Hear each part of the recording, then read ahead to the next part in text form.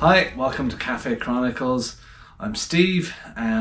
Today we're going to be taking a little look at the triple tree. This is basically the portion of the steering that holds the front forks together.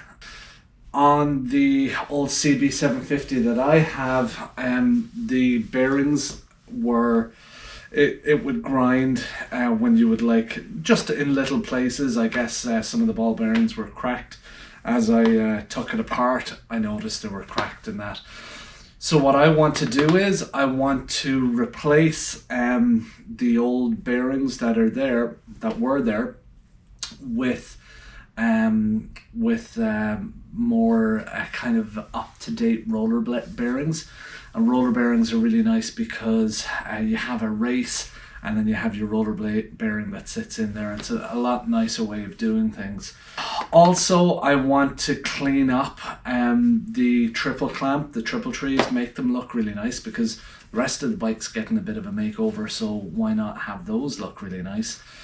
Ideally, I'd like to powder coat them because they'll look great. However, in order to do that, I need to, one, take the old bearing race and that off, or the bearing seat off the lower end of the triple clamp. So we'll do that.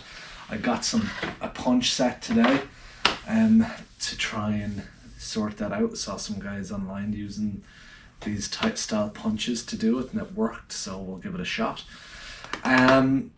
Also, I'd like to try something on the triple tree, on the top triple tree. Another name for that is a yoke as well. Lots of people call it lots of different things. But basically on top, there's two little what they call risers that come up here, and the idea is that the steering handlebars go in here and then up, and then there's a clamp that sits down there on top and bolts down. Because I'm going to be using clip-ons that'll go down lower here onto the forks, it means that these things are going to be right up and in the way, and they're going to look really ugly. So the question became, do I take off this and get a new triple clamp and also a whole new steering stem? There's a website online called Cognito Moto. They do a really nice conversion kit where they do a billet aluminum triple clamp, top and bottom, with the stem, the new roller bearing conversion kits, the whole lot.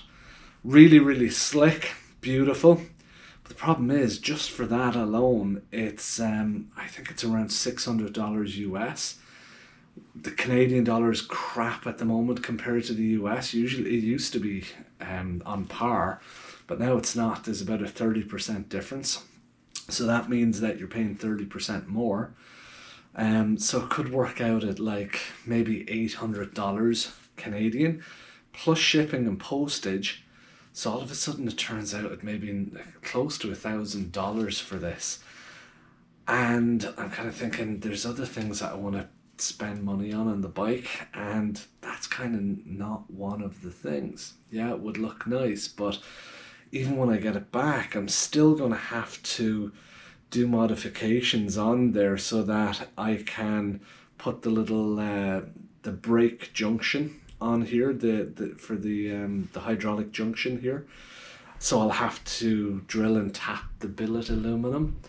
So I'm paying $1,000 for something that I'm gonna have to drill and tap anyways. Then on top of that, the top of the triple clamp, they'll do some adjustments and drill some holes and stuff into it if you want. But you know, in order for me to figure out exactly what I want and everything, I'd have to try and figure out how my new tack and speedo are going to work on there, and how they're going to sit in the brackets and everything, and I don't really know that yet. So it's safer to just drill it all myself and tap it myself. Then why spend $1,000 on it? Which brings us back to this. So the idea is today, what I want to try and do is get off this little bearing seat here, and this little, I took the little rubber seal out. So that's that. The rest of it here, that's fine, and we can have this powder coated and that'll look great. So that's spot on, no problem there. This here, what I wanted to do was take these out of the way and see if I could grind them down, make it look a little bit more presentable, then send it out for powder coating. The only problem being they are not solid. So I did a little bit of a test yesterday evening and I ground down one and it looks fine. I think I can grind it down a little bit more and I think it'll look pretty cool. And when it's all powder coated and everything, and there's still enough flesh on there, enough material that it won't compromise the structural integrity too much either. So I think it'll be okay. So that being said, what I'm going to try and do is cut and grind down this one as well, then get that ready so that both the this here and the lower triple tree are ready to have them powder coated. First we'll have a go at taking the bearing seat off here. We'll see how that goes. I think that's going to be a pain in the arse, but we'll give it a go.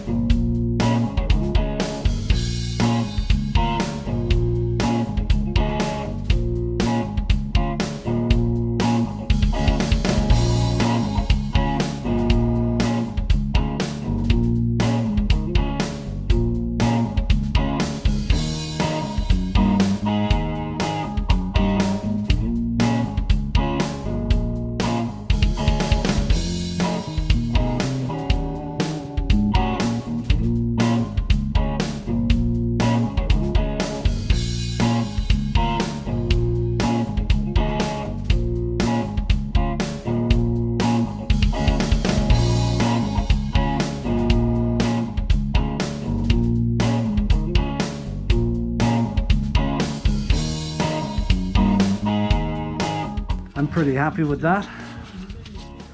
So that's the way it's going to look in front of me. And as you can see here, there's plenty of flesh around there to keep that structurally sound. Actually take some weight off probably. Not an awful lot, it's aluminum anyways, but yeah, so we've done a lot, from dismantling the bike, pulling the engine out, rebuilding the top end of the engine, honing the cylinders, reseating the valves, changing the gaskets, right down to buying our new exhaust, fitting it, cut the back of the frame, put in our hoop, got our custom seat, modified it so it fit into the frame and everything. Put our nice latch in there, reinforced the frame. Also put our brackets on for our tail light. We put on our bracket for holding down the tank as well, so that we could pop the seat in as well. We dismantled the swing arm. That was a pain in the arse. We got the pivot bushings out, and the bushings as well that the rear suspension goes onto. We'll replace those as well. We have salvaged the steering stem now as well, which is awesome. We've got our mudguards, rear mudguard fitted to frame. We have to do some sculpting of that. We'll do that once we get everything off to the powder coaters. But we're getting there. It's just coming to the end of winter here in Canada, so I really want to get this thing on the road by May, which would be mid-spring. That would be awesome. If I could get this thing on the road by the May 24 weekend, that would be unbelievable. But there is a lot of work to do before then. We got to kick over the engine, rebuild the carbs, get new tires, strip the rims, rebuild the front brakes, the 2 calipers. We've got to rebuild the drum brakes on the rear. Probably put new bearings in while we've got the wheels off and everything. Replace the bearings on both wheels. Replace the shocks. We got to rear shocks. We got to rebuild the forks at the front. Plumb in the new brake lines, the new levers, fix on the replace the bearings and the new steering stem or old steering stem that's going to be powder coated. From there we got to wire it up, get our M unit in, get that wired up, test it, run it. After we do our mods to our front and rear mud guards, we'll send the mud guards off as well as the tank for painting. The 2 side covers, we got to purchase those, have them painted the same color as the tank and mud guards as well. Then when they come back, build it all up, have our new instrumentation cluster on there as well, and our new controls, our new throttle lever and things, and then at that stage we're going to start testing her out. You guys are going to get strapped to me on the camera. That is, you guys can probably stay at home, it's probably easier. But I'll strap the camera and I'll get on this frickin' thing. It'll be like Evel Knievel back in the day, you know, just duct tape me onto it and see what happens. I'll get onto it, start tweaking it then at that stage, tweaking the brakes, tweaking the suspension, probably lots of over and back with the electronics, I'm sure. With the engine, I know those carbs are going to be a pain in the arse as well. Yeah, then at that point, we have to do all our fuel lines as well. I have all that gotten, all our fuel lines, get that sorted.